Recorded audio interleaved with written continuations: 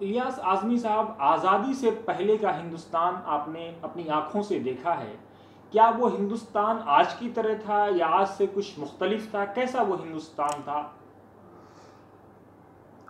वो हिंदुस्तान काफ़ी मुख्तलिफ था। आज़ादी के बाद हमने उसको ख़राब किया है। समाज को तरक्की तो सारी दुनिया में हुई है। चीन जैसे मुल्कों में जहाँ कई गुना ज़्यादा हमारे हमसे ज़्यादा हुई है, कुछ मुल्क हैं जिसमें हमसे कम हुई है।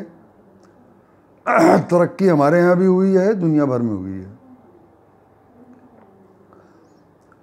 लेकिन सामाजिक तौर पर अंग्रेज़ के ज़माने का जो हिंदुस्तान था, उसी में सारे इसके औद्योगिकरण की शुरुआत हुई।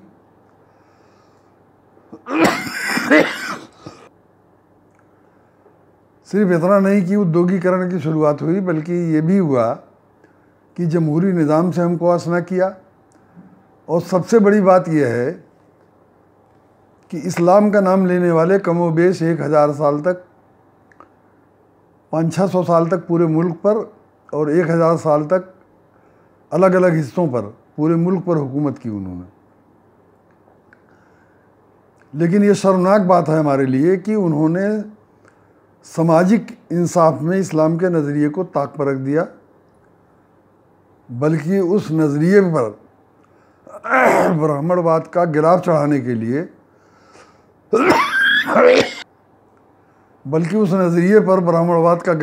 के लिए उन्होंने ज़ाहिरी और छुपी हुई पूरे पीरियड भर कोशिश करते रहे कि ब्राह्मणवादी सामाजिक व्यवस्था पर कोई बदलाव ना हो। मैं अंग्रेज़ के राज को इसलिए ज़्यादा बेहतर मानता हूँ कि उसने हज़ारों साल से यहाँ असंख्य इंसानों को जानवरों से बदतर हालत में रखा गया था। और अगर अंग्रेज़ ना आया होता तो जो शुरुआत हुई अंग्रेज़ों के ज़माने में, ज्योतिबा फुले ने शुरुआत की, पेरियार रामास्वामी नायकर ने संघर्ष किया, बाबा साहब डॉक्टर भीमराव अंबेडकर ने किया, वो सब कुछ न होता। ये अंग्रेज़ का राज था जिसकी वजह से वो संघर्ष शुरू हुआ। और आज मैं अल्लाह का शुक्र अदा करता हूँ कि इंसानों को कम से कम इंसान तो समझा जाने लगा, जानवर तो नहीं समझा जा रहा है। ये बहुत बड़ी चीज़ किसी हुकूमत की सामाजिक व्यवस्था जो है, किसी हुकूमत के कारनामे में सबसे, हालांकि हम लोग सिर्फ लड़ाइयाँ पढ़ते हैं इतिहास में, इतिहास और तारीख सिर्फ लड़ाइयों और बादशाहों के किसी की हार और किसी की जीत का नाम नहीं है। समाजी तब्दीली क्या हुई? मुसलमानों का कमोबेश 1000 साल तक का राज शूद्र की झोंपड़ी में उम्मीद की एक किरण तक नहीं पहुंचा सका, और अंग्रेज़ ने कम से कम उसकी शुरुआत कर दी, जो जमहूरी निज़ाम में दिन ब दिन बढ़ती रही, हज़ारों रुकावटों के बावजूद और हज़ारों बेईमानियों के बावजूद। लेकिन इलियास आज़मी साहब, इस बात को कैसे नकारा जा सकता है कि मुसलमानों ने ही बाबा भीमराव साहब अंबेडकर को राज्यसभा भेजा था, वरना वो विधानसभा के सदस्य भी नहीं बन सकते थे, चेयरमैन तो दूर की बात। हाँ, नहीं तो ये तो सत्ताधारी ताकत की और उस सोच की बहुत बड़ी साजिश थी कि उसने ये तक नहीं मालूम होने दिया आज के दलितों को कि बाबा साहब भीमराव अंबेडकर कॉन्स्टिट्यूट असेंबली के मेंबर कैसे बने। उन्होंने जो किताबें लिखवाईं, उस पर भारी रकम खर्च करके, जहनों को ख़रीद कर ज़्यादा से ज़्यादा ये कर दिया कि मुस्लिम लीग ने भी मदद की। या तो इतना जिक्र कर दिया या तो उसका जिक्र ही नहीं किया कि कैसे आए, जबकि उनकी पार्टी शेड्यूल कास्ट फेडरेशन का एक मेंबर भी बंगाल विधानसभा में नहीं था। और राज्यसभा में,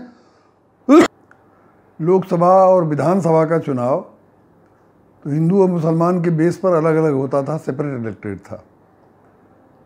लेकिन राज्यसभा का चुनाव उसी तरह होता था जैसे आज होता है, उसमें कोई बदलाव नहीं किया। विधानसभा का चुनाव हो चुका था, बंगाल में मुस्लिम लीग की अक्सरियत आई थी। बंगाल में हुसैन शहीद सहरवर्दी वहाँ के चीफ मिनिस्टर थे, उस ज़माने में प्रधानमंत्री कहे जाते थे। कैबिनेट मिशन प्लान को मुस्लिम लीग और कांग्रेस दोनों ने जब मंजूर कर लिया और अंग्रेज़ तीनों ने, तो मुस्लिम लीग को भी फिक्र हुई कि अब हमको मुत्तहिदा हिंदुस्तान में रहना है, हमको इसी पूरे मुल्क में सियासत करनी है, अब सिर्फ मुसलमानों की सियासत नहीं चलेगी। तो मुस्लिम लीग को भी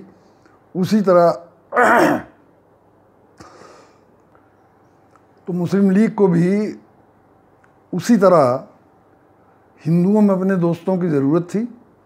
जिस तरह कांग्रेस ने मुसलमानों में सैकड़ों तंजीमें जात बिरादरी के नाम पर बनाकर और मुल्लाओं की सबसे बड़ी तंजीम खड़ी करके अपने पैसे से, टाटा और बिरला की दौलत से खड़ी करके मुसलमानों में अपने हज़ारों लाखों करोड़ों दोस्त बना रखे थे, उसी तरह मुस्लिम लीग की भी ज़रूरत थी कि हिंदुओं में अपने कुछ दोस्त बनाए जाएं। बंगाल में मुस्लिम लीग पहले से ये काम कर रही थी। जोगिंदर मंडल और भवानी शंकर बिस्वास जैसे लीडरान पहले से मुस्लिम लीग में थे। इन लोगों के मशवरे पर डॉक्टर अंबेडकर को सहरवर्दी ने बंगाल असेंबली से राज्यसभा में भेज दिया। इस तरह डॉक्टर अंबेडकर कॉन्स्टिट्यूट असेंबली के ऑटोमेटिक मेंबर बने। कॉन्स्टिट्यूट असेंबली का कोई अलग से चुनाव नहीं हुआ था। लोकसभा का हर मेंबर और राज्यसभा का हर मेंबर ऑटोमेटिक उसका मेंबर था और हर विधानसभा से जिसकी जितनी स्ट्रेंथ थी कोऑप्ट करके विधायकों को भेजा गया था। वो लोग कॉन्स्टिट्यूट असेंबली के मेंबर थे। उसके लिए 20 कहानियाँ गढ़ी हुकूमत ने। एक कहानी ये गढ़ी कि खुलना जयसूर के चंडालों ने डॉक्टर अंबेडकर को बाई इलेक्शन लड़ा के भेजा। सवाल है कि जिस संस्था का वजूद, जैसे आज राज्यसभा कोई सीट खाली होती है तो पूरी विधानसभा उसको चुन देती है, उसी तरह उस वक्त भी था। बाई इलेक्शन होने का सवाल ही नहीं। अगर बाई इलेक्शन होता तो जो सत्ताधारी पार्टी थी उसका उम्मीदवार जीतता, आज भी जीतता है। बल्कि चुनाव ही नहीं होता, पर्चा दाखिल करता है, हो जाता है। 15 अप्रैल 1946 को बाबा साहब राज्यसभा के मेंबर चुने गए। बाबा साहब अकेले नहीं चुने गए, वहाँ से राज्यसभा के जितने आते हैं सब चुने गए। उसमें से एक बाबा साहब भीमराव अम्बेडकर भी थे। इतना बड़ा झूठ इसलिए गढ़ा गया कि जो बुनियाद पड़ी थी समाज के कमज़ोर तबकों की, और जमहूरी निज़ाम आ चुका था तो अक़लियत भी एक कमज़ोर तबका पूरी दुनिया में माना जाता है। तो बुनियाद जो है वो बाबा साहब अम्बेडकर को कॉन्स्टिट्यूट असेंबली में पहुंचाकर मुस्लिम लीग ने की थी। उस वक्त तक बंटवारे का कोई सवाल नहीं था। कैबिनेट मिशन प्लान की मंजूरी पर कांग्रेस और मुस्लिम लीग और अंग्रेज़ तीनों मुत्तफिक थे। इंटरिम गवर्नमेंट बन चुकी थी और मुस्लिम लीग ने अपनी एक मुस्लिम सीट कम करके डॉक्टर अंबेडकर को राज्यसभा में भेजा था। उसी तरह कैबिनेट में 7 सीटें थीं मुस्लिम, एक कम करके जोगिंदर मंडल को लिया था। हालांकि जोगिंदर मंडल मुस्लिम लीग के मेंबर थे। तो मैं नहीं मानता कि कोई मुस्लिम लीग का एहसान था। मुस्लिम लीग की अपनी ज़रूरत थी और बाबा साहब भीमराव अम्बेडकर को अपनी ज़रूरत थी। फिर आज़मी साहब कैसे हिंदुस्तान बट गया? एक तरफ जब कैबिनेट मिशन प्लान आपके बकौल मंजूरी मिल चुकी थी, तीनों दल, नेहरू ने खुल्लम खुल्ला कहा, अखबारात का नाम याद नहीं लेकिन मेरे जहन में है, मैंने खुद अखबार में पढ़ा कि नेहरू ने बयान दिया कि इस तरह तो पूरा मुल्क पाकिस्तान बन जाएगा दलित मुस्लिम एकता के ज़रिए। और सिर्फ दलित नहीं थे, पिछड़ों की एकता भी मुस्लिम लीग के सामने थी। और उसी के बाद डॉक्टर अंबेडकर के राज्यसभा में पहुंचने के बाद ही नेहरू ने कोशिश शुरू कर दी कि कैबिनेट मिशन प्लान को रिजेक्ट करके कांग्रेस खुद बंटवारा करे। बंटवारा जो हुआ है, पाकिस्तान के खालिक मैं कभी नहीं मानता कि जिन्ना थे, पाकिस्तान के खालिक नेहरू थे। आप आज़मी साहब ये बहुत बड़ा आरोप लगा रहे हैं। नहीं, बिल्कुल मैं कह रहा हूँ, पार्लियामेंट में कह चुका हूँ अगर फिर कभी मौका मिला और ज़िंदा रहा तो मैं पार्लियामेंट में फिर कहूँगा, यहाँ तक कि शायद आप मेरे साथ थे, कौन, आप नहीं थे, कोई और लोग थे। जसवंत सिंह की जब किताब आई थी तो उनसे मिलने उनके घर पर गया था मुबारकबाद देने। तो जसवंत सिंह ने मुझसे कहा, हंस के कहा कि आप मुझको मुबारकबाद दे रहे हैं। मैंने कहा कि लीजिए साहब, आपने एक ऐसी पार्टी में रह के इतनी हिम्मत से सच्चाई बयान की है। तो उन्होंने कहा कि हुजूर आप ही उसके ज़िम्मेदार हैं। मैंने कहा कि वो क्यों? कहने लगे कि आपकी पार्लियामेंट की तकरीर ने मुझको इतना चौंकाया था, जो आपने बार बार चैलेंज किया था, मुझको इतना चौंकाया था कि तब मैंने अध्ययन करना शुरू कर दिया। उससे पहले मुझको पता ही नहीं था कि बंटवारा कैसे हुआ, और उसी ने मुझको इस नतीजे पर पहुंचाया। जब पूरा अध्ययन किया तो ये इस नतीजे पर पहुंचा कि बंटवारा जिन्ना ने नहीं, नेहरू ने कराया। आज़मी साहब, लेकिन हिंदुस्तान का बंटवारा हो गया, एक तरफ जिन्ना, एक तरफ नेहरू की सरकारें बनी, एक लंबा विषय है, लंबा टॉपिक है। लेकिन अहम सवाल ये है कि उस बंटवारे में आज भी जो दलित समाज था, जो पीड़ित था, जो वंचित था, जो अल्पसंख्यक था, वो आज भी पसमादा है। मैं कहता हूँ कि भारत पाकिस्तान में आज लोग कहते हैं कि जंगबंदी लाइन, एलओसी जो है एक मसला है। मैं कहता हूँ एलओसी नहीं मसला है, पूरा इंटरनेशनल बॉर्डर एक मसला है। जब तक एलओसी पे बात होती रहेगी, सदियां बीत जाएंगी, कुछ नहीं हल होगा। क्यों ना पूरी सरहद पर बात की जाए, और उसकी एक बुनियाद कैबिनेट मिशन प्लान हो सकती है। डॉक्टर लोहिया भी फेडरेशन चाहते थे, भारत पाकिस्तान बांग्लादेश तीनों का। और मैं कहता हूँ कि एक फेडरेशन नहीं, एक मुल्क क्यों ना बन जाए, और बुनियाद उसकी मौजूद है, जिस पर कांग्रेस और मुस्लिम लीग दोनों के दस्तखत थे। कांग्रेस हिंदुओं की वाहिद नुमाइंदा जमात थी मुल्क के, और मुस्लिम लीग मुसलमानों की वाहिद नुमाइंदा जमात थी। जब मुल्क के 100% हिंदू मुस्लिम ने मिलकर कैबिनेट मिशन प्लान पर साइन किए, तो उसी बुनियाद पर क्यों न बातचीत की जाती है आगे कि तीनों एक मुल्क हो जाएं। यकीनन मेरी इस बात को पाकिस्तान में पसंद नहीं किया जाएगा, लेकिन एक सच्चाई है कि अगर आज भी कैबिनेट मिशन प्लान के को सामने रखकर अगर बातचीत की जाए, तो आने वाले कल में 10 साल 20 साल में कोई न कोई हल निकल सकता है। कश्मीर पर लंबे टाइम से बातचीत भी हो रही है, लंबे टाइम से कई बार खुली जंग हो चुकी है, और छुपी जंग परमानेंट चल रही है। लेकिन मैं कहता हूं कि अगर 10 नस्लें और बीत जाएं तब भी इसमें कोई फर्क नहीं पड़ सकता।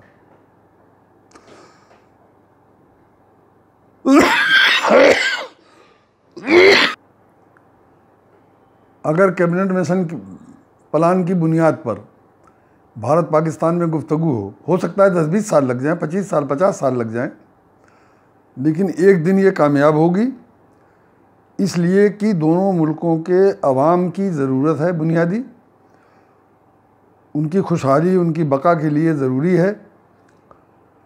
और बहुत सारे मसाइल, चाहे वो नक्सलाइट का मसला हो, चाहे वो नॉर्थ ईस्ट का मसला हो, चाहे वो कश्मीर का मसला हो, चाहे वो दीगर मसाइल हैं, सारे मसाइल एक साथ हल हो जाएंगे अगर क्या नाम है इस लाइन पर बात की जाए। मेरी उम्र ज़्यादा हो चुकी है,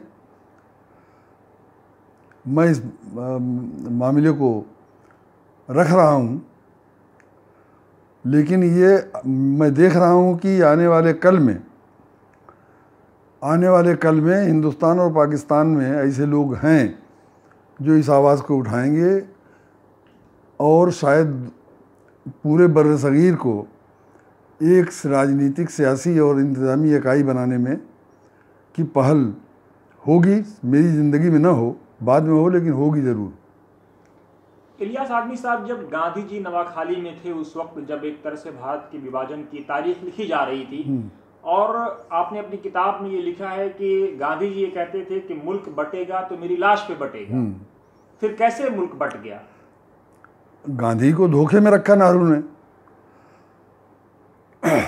और गांधी को बताया तक नहीं, और 27 मई की तारीख को वर्किंग कमेटी का इजलास बुला लिया।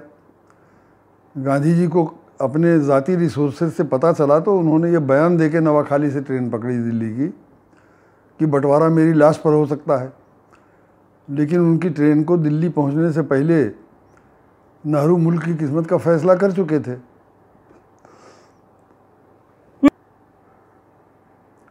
तो उनकी ट्रेन के दिल्ली पहुंचने से पहले पहले नेहरू पूरे बरसगीर की किस्मत का फैसला कर चुके थे। अब गांधी जी के पास इसके अलावा कोई रास्ता नहीं रह गया कि वो मशवरे दें। नेहरू ने ऐसा माहौल बना दिया कि गांधी जी के मशवरों पर रिएक्शन न दिया जाए, और वही हुआ। मैं पहली बार जब दिल्ली में आया सोशलिस्ट पार्टी के आजमगढ़ के कुछ लीडरों के साथ, तो जहाँ आज गांधी पीस फाउंडेशन है उसी के बगल में एक पुराना सा बंगला भी बना हुआ है। तो वो बंगला था गांधीवादियों को दिया गया था, छोटा सा। तो वहाँ मैं गया, डॉक्टर केदारनाथ मिश्रा मेरे साथ थे। तो वहाँ जो लोग थे, हमारी सोसाइटी की क्रीम थी गांधीवादियों की, तो उन लोगों ने से पूछा डॉक्टर केदारनाथ मिश्र ने, तो उन्होंने कहा कि भाई हम लोग तो, मैं और ये फलां फलां ये लोग उसमें थे, हम लोग नेहरू से मिले।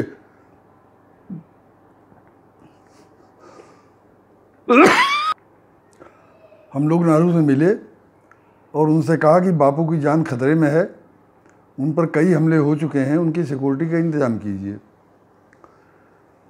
कहा नेहरू जी सुनते रहे सुनते रहे सुनते रहे, एक लफ्ज़ नहीं बोले। पहला लफ्ज़ यही बोले, तो मैं क्या करूं,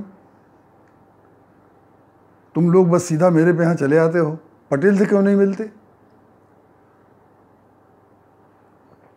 और उन्होंने कहा कि 15-20 लोग थे, उनकी सिक्योरिटी का कोई भी वो नहीं रखा गया।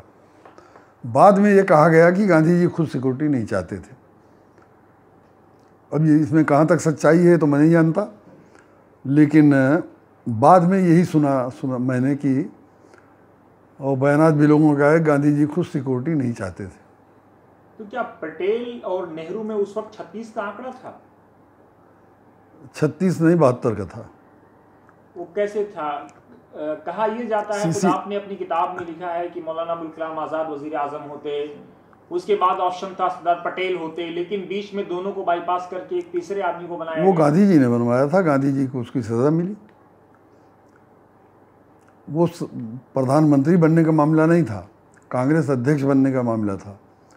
इसलिए कांग्रेस ऐलान कर चुका था कि हम चले जाएंगे 15 अगस्त को, और कांग्रेस का जो सदर था वही वज़ीर आज़म होता। तो सदारत की लड़ाई सरदार पटेल और नेहरू में थी। मौलाना अबुल कलाम आज़ाद पहले से सदर थे। नेहरू ने 3-5 करके दबाव डाल के उनको, और सख्त दबाव डाल के उनको इस्तीफा उनसे लिया था। तो कांग्रेस के दस्तूर के मुताबिक वर्किंग कमेटी को फैसला करना था कि बीच के पीरियड का सदर कौन होगा। वर्किंग कमेटी में 21 मेंबर थे, 21 में 13 तो 100% सरदार पटेल के हिमायती थे। तो गांधी ने दबाव डाल के सरदार पटेल को राज़ी कर लिया कि वो हट जाएं। अब शायद इसलिए था कि गांधी जी की महात्माई ब्राह्मण के बगैर चल नहीं सकती थी, एक वजह ये भी हो सकती है। सरदार पटेल सबसे फिट थे। अगर सरदार पटेल हो गए होते तो ना आज कश्मीर का मसला होता। जिस दलदल से निकलना असंभव हो चुका है, मैं बड़ी बड़ी बातें कर रहा हूँ, लेकिन मुझको प्रधानमंत्री बना दीजिए तो मैं भी कश्मीर की समस्या का समाधान नहीं कर सकता। इसलिए कि अवामी सोच को दोनों हुकूमतों ने इस तरह प्रेस्टीज इशू बना दिया है कि कोई हुकूमत, चुनी हुई हुकूमत, ना पाकिस्तान में ऐसी आ सकती है जो कश्मीर से दस्तबरदार हो जाए, और न भारत में कोई हुकूमत ऐसी चल सकती है, रह सकती है। उसके लिए अवामी सोच को अगर दोनों चाहेंगे, दोनों हुकूमतें, तो धीरे धीरे अवामी सोच को बदलेंगी, जज्बातियत से निकाल के हकीकत की ज़मीन पर लाना पड़ेगा पहले, उसके बाद तब बातचीत कोई कामयाब हो सकती है।